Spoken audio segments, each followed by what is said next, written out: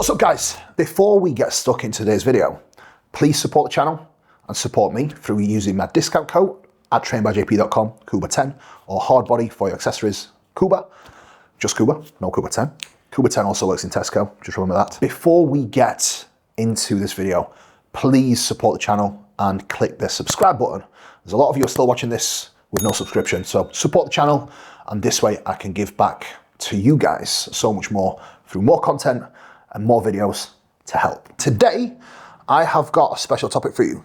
My 5 top tips for you to gain maximum muscle mass. So, tip number 1, and this is the most undervalued tip of them all. First and foremost, you need to track your calories and you need to be in a calorie surplus in order to build muscle tissue. Maintenance phases, for most people, are not going to be the most beneficial when it comes to trying to reach all-out progress and maximum muscle gain.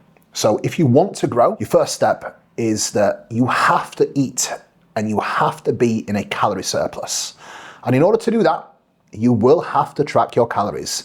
If you are not tracking your calories, the likelihood of you being in a surplus potentially could be slim, or on the other hand, your surplus could actually be too big. And one thing you have to remember is this: the surplus that you need in order to gain muscle mass isn't that huge. A lot of people are under the impression that the more you eat, the more muscle you grow. And that could not be any further from the truth. The more you eat, more body fat you will gain. However, there's only so much muscle you can gain at one given time. So yes, you need to be in a calorie surplus, but how much of a surplus does that need to be is not really that great, and it's not that significant. Generally, you want to be looking at the rate of gain of around ½ pound to a pound per week maximum. For most natural athletes, I would be swaying more to ½ pound a week. And I would be aiming to do this over 30 to 35 weeks, staying in a surplus for all that time. And key is making sure that you stay in a controlled surplus, because if you eat above and beyond your needs, you will accumulate body fat pretty quickly. And that is the main reason why most people off-season progress comes to an early stop. Now, you also don't want to gain that much body fat from your surplus being so high that it's going to take you so much time and effort to bring that body fat down back in check. That is where a lot of people do tend to lose the muscle mass that they work so hard for, because they simply get too far out of shape. So track your calories, stay in a calorie surplus, make sure it is a controlled surplus and you are not overdoing it, and you are keeping controlled rate of gain over a longer period of time and staying patient. That is the key. Tip number 2, progressive overload and training intensity. Yes, that's right. You need to make sure that your training intensity is high and you are training with high proximity to failure. Now, how that looks will vary person to person depending on the skill level and the training age. Bottom line is this: you need to come in the gym and you need to train with effort. And the closer your proximity to failure, the more effective reps you will get and more potential you have to build more muscle mass. So effort is king. Progressive overload is king. However, make sure you are not sacrificing your range of motion and training execution for sake of more load. Training intensely is very important. You have to make sure that you are mixing both training intensity with good execution and applying progressive overload principles through aiming to beat your reps, beat your logbook, add extra load, add extra reps, or even add extra sets to a degree within your training block. So priority is always training intensity, followed by the quality of that training intensity. And this brings me on to point number 3, which is your training frequency. Now, if you are a beginner or even a pretty advanced athlete, higher training frequency will lend itself to more opportunity for progress. Now, I know there's a lot of research and there's a lot of people that do have different opinions. However, one thing you have to remember: not all volume is created equal. What I mean by that is, if you train your chest once per week and you do 15 sets for your chest, the likelihood of having 15 quality sets in one workout is pretty slim. If you break that workout up into 2 workouts and you have 7 sets in one workout and 7 sets in the other workout, the quality of those sets will be much higher because you are not going to be as fatigued.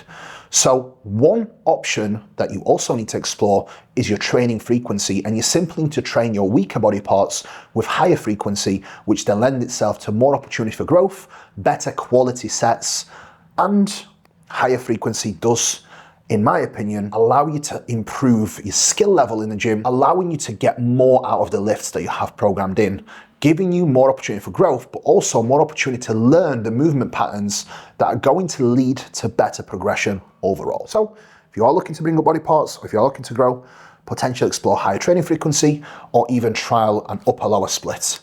For most people, that is a split that works incredibly well, or even push-pull legs with higher frequency across the week. Tip number 4, active recovery and staying fit. A lot of people make the mistake of perma-bulking and often get either out of shape or get unfit. You can only do what you can recover from. And your recovery is also going to be dictated by your fitness levels. So during a gaining phase, it's always a smart idea to keep a baseline level of activity through your NEAT, upholding your daily steps.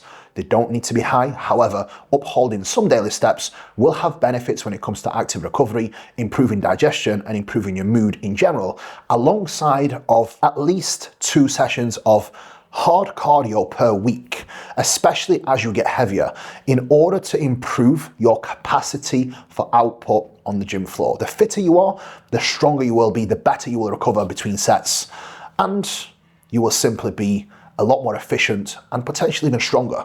So do not neglect your baseline activity levels, and do not get lazy in your off season. Stay fit, stay strong. This brings me on to the final point, and potentially one of the most important points. Recovery. As I mentioned before, you can only do what you can recover from. It's not just about turning up to the gym and killing your workouts. Your recovery between sessions is equally as important. You need to be recovered in between sessions in order to see progression in the gym. So all the points that I've mentioned prior to this, they will not have a great impact on your progression, because if you are under recovered, your training intensity will suffer. You won't be as switched on to be able to actually perform well. You will find that you won't be able to train with the same training frequency. You will find that your training intensity drops off. The quality of your session overall will be diminished. So you have to prioritize your recovery, which means prioritizing your sleep, staying relatively stress-free, as stress-free as your lifestyle allows.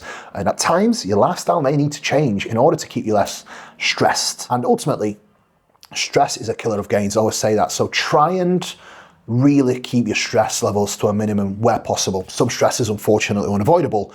However, just working on that and being mindful of trying to be efficient with your day-to-day task, upholding a good routine, getting adequate sleep, and making sure that you are productive for your days to keep your stress levels down will certainly help you as an athlete, as a bodybuilder, and in business. Simple things that I like to include to improve my recovery personally is sauna, making sure that I have non-negotiable sleep time and wake time, naps when possible, again, 15 to 20 minutes, laying down and closing my eyes, putting my phones away, no work, nothing that will really get me engaged, so no social media. And another thing that I really have found has made a massive difference is actually limiting my time on social media. Social media is a drainer, it really is.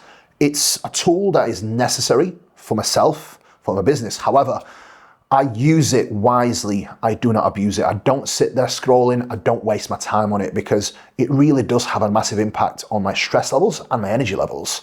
Now, bonus points for you guys. Intra-workout nutrition is something that will directly improve your recovery and training performance. I stand by that, and I always include intra-workout nutrition throughout every phase of my off-season and prep. I never actually cut it out, because I do find the benefits are huge when it comes to intra-workout nutrition, especially having a good quality carbohydrate in place, like Performance Fuel Sustain from trainedbyjp.com, and EAA's and MPS Max. It really does make a massive difference, and I always use it with all my clients, and they also report the same. So guys, if you want some, get on trainedbyjp.com, show me some love, show me some support, and you can get your gains on and improve your recovery, which is a bonus. So guys, I hope you enjoyed my top 5 tips to acquire max muscle. If you enjoyed the video, please like, share, and more importantly, subscribe to the channel. Thank you guys. Peace out for now.